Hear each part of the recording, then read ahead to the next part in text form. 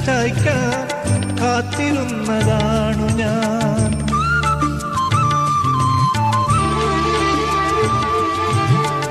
ഇത്ര നാളുമെങ്ങു പോയ സ്നേഹയാമമേ, ഈ മടിയിൽ തലചായ്ക്കാൻ കാത്തിരുന്നതാണു ഞാൻ.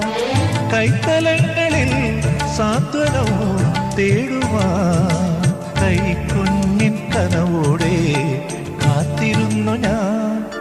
പാലാഴി തീരം കണ്ടു ഞാൻ, സ്നേഹത്തിൻ ആഴം കണ്ടു ഞാൻ.